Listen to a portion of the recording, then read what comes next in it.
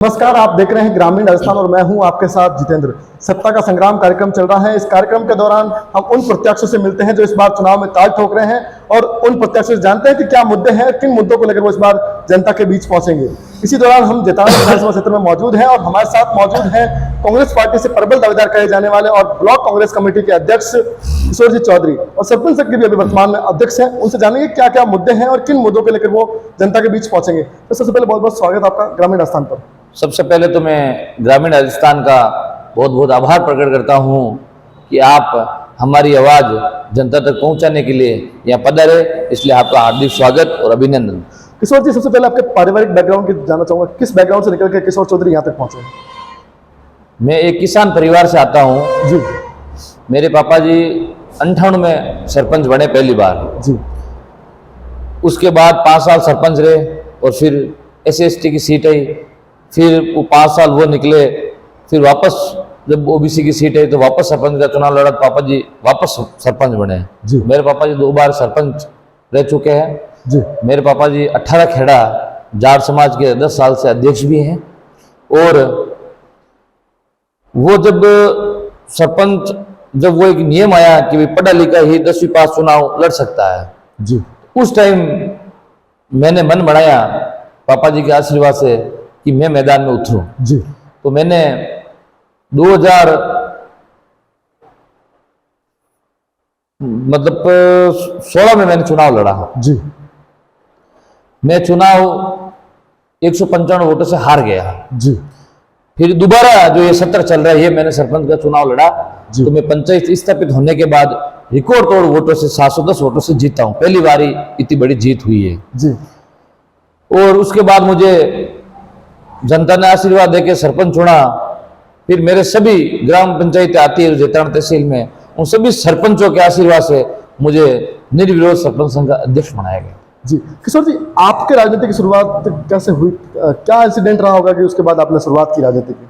मैं राजनीतिक शुरुआत 2010 में हो गई थी मेरी। जी। 2010 में 11 में मैंने छात्र संघ का जेतान गवर्नमेंट कॉलेज से चुनाव लड़ा। जी।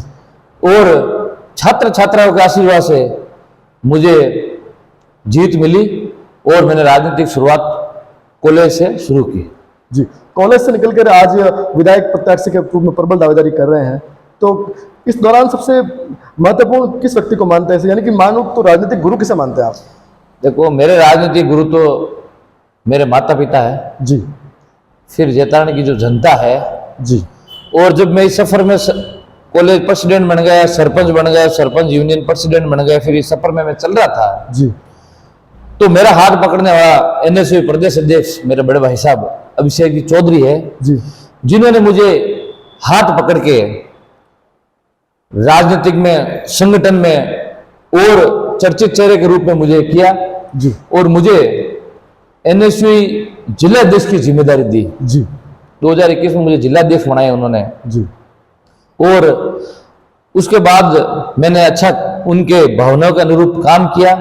जी। तो उन्होंने NSU की मैंने पाली जिले में सभी सीटें भी जीतवाई मेरे जिलाध्यक्ष के नेतृत्व में, सभी जनता को, युवाओं को साथ लेकर। जी। फिर मेरी कामकाज को देख के उन्होंने मुझे कांग्रेस का ब्लॉक अध्यक्ष भी बनाया।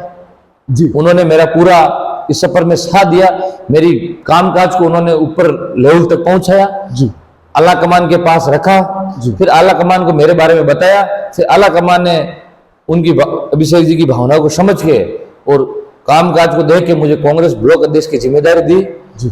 उसके बाद अभी 2 महीने पहले NSU की वापस कार्यकारिणी की घोषणा हुई तो मुझे NSU का दोबारा जिला अध्यक्ष बनाया गया। जी। किशोर जी, जानना चाहूंगा कि क्या विशेषता है किशोर चौधरी के अंदर की पार्टी, कांग्रेस पार्टी इस बार आपके ऊपर दाव खोले और जेतान विधानसभा क्षेत्र से आपको मैदान में उतारे? सबसे पहले तो मैं कांग्रेस पार्टी का वफादार सिपाही हूँ। जी। मैं शुरू से जब राजनीति में समझने लगा और मैं कांग्रेस में हूँ। जी। फिर मैंने कांग्रेस की, मुझे NSU जिलाध्यक्ष बनाया तो मैंने अच्छा कामकाज किया, वो भी एक कांग्रेस का संगठन है। फिर मैंने कांग्रेस का ब्लॉक अध्यक्ष बनाया तो मैंने कांग्रेस पार्टी को एकजुट, एक जज पे बैठ के मीटिंग करवाना, सबकी राय लेके ब्लॉक में कामकाज करना, उनकी बात ऊपर तक पहुंचाना। जी।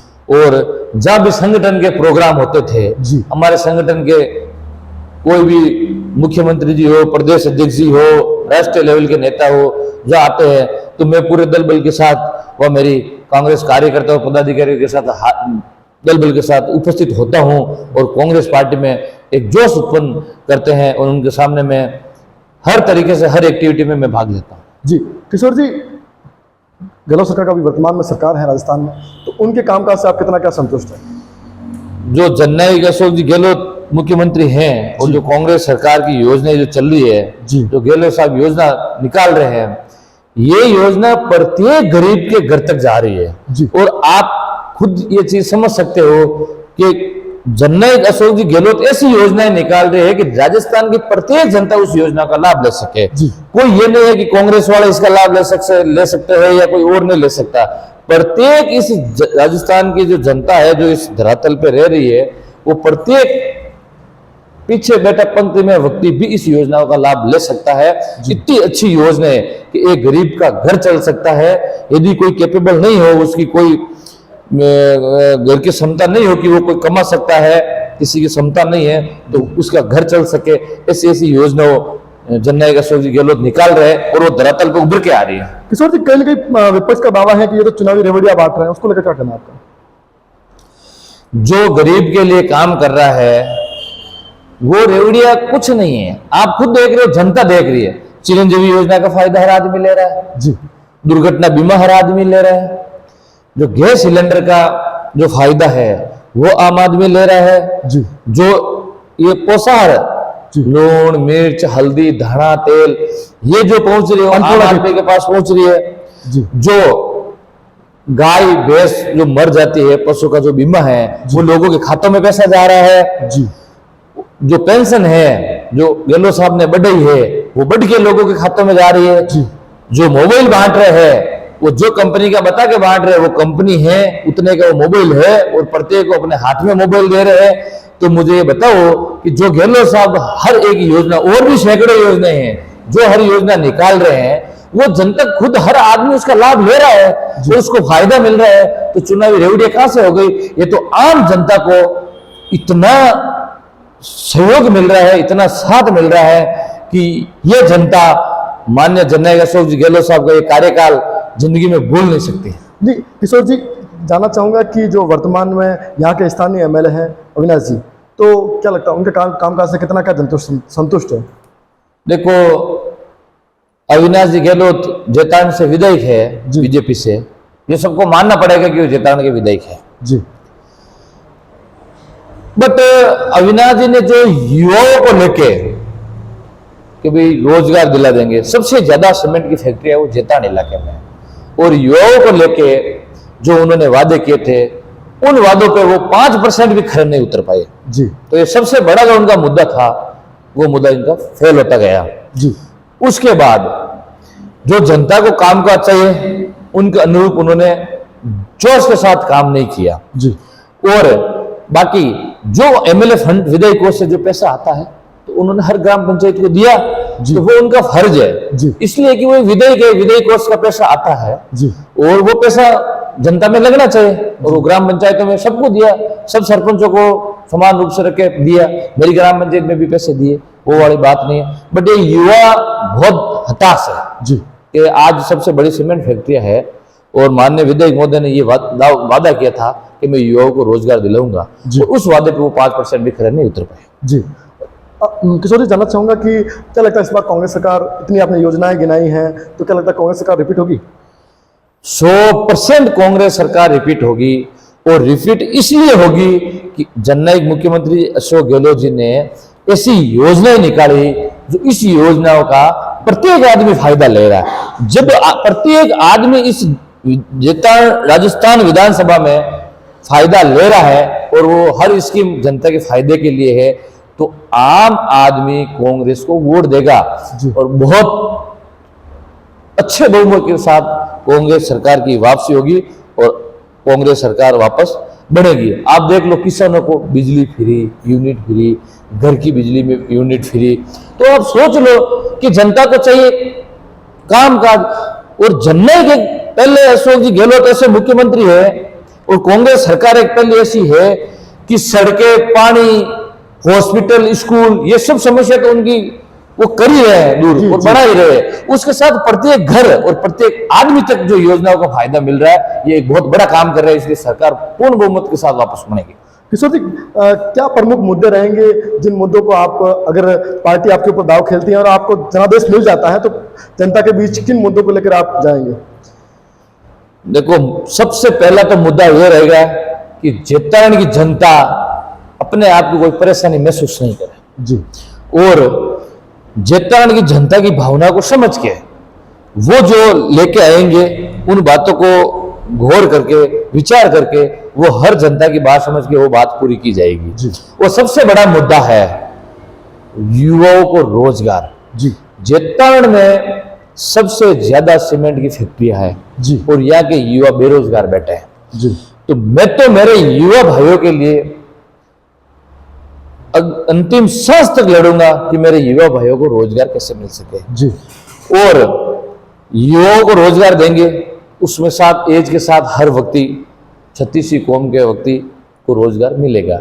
उसके बाद हमारा किसान कैसे परेशान है, उनको कौन सी दवाएं उपलब्ध नहीं हो रही है, खाद कौन सा उपलब्ध नहीं हो रहा है, वो किस चीज की समस्या को सामना कर रहे हैं, सीजन में उनको बिजली किस टाइम से किस टाइम चाहिए, कौन से मौसम में कितने बजे से कितने बजे तक बिजली चाहिए, जी वो किसान कोई परेशान नहीं होकर अपना घर का काम भी कर सके और खेत का काम भी, खेती की पिलाई कर सके। तो वो किसानों की पूरी बात को समझ के किसानों के समय सारणी के अनुसार हम उनकी बिजली की समस्या हो, खाद बीज की समस्या हो या कोई भी जो समस्या होगी, हम उन समस्याओं पर पूरा ध्यान रखेंगे, पूरी निगरानी रखेंगे कि हमारा जो अन्नदाता है, वो किसान है, वो कोई परेशानी महसूस नहीं करे। सर, महिलाओं के लिए क्या योजना बना माइंड में चल रही है आपके, कि महिलाओं के लिए क्या?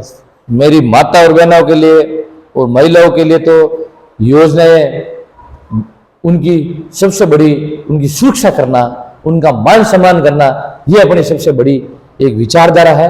और अपन अपने कार्यकर्ताओं लोगों को भी जाएंगे, सबसे पहले सिखाएंगे कि सबसे ज्यादा महिलाओं को आप सम्मान करें और उनको उनका जहाँ पे महिलाओं को जरूरत पड़े वहाँ हम सब खड़े मिल सके। और जो महिलाओं की हर गांव से जो यातायात की सुविधा होती है, जी तो पुरुष तो बाइक से, गाड़ी से, किसी के साथ आना जाना हो सकता है, महिलाओं को अक्सर ये दिक्कत होती है कि वो गांव से शहर में कैसे जाए। तो उनके लिए जो हर गांव से शहर को जोड़ने वाली सड़कों पे जो चलने वाली गाड़ियां हैं, उनको हम ऐसे व्यवस्थित तरीके से करेंगे और जहाँ कमी है वहाँ हम गाड़ियों बसों की ये करेंगे ताकि महिलाएं सुरक्षित रूप से सिटियों में आ सके और वापस अपने गांव ढाणी तक वो जा सके।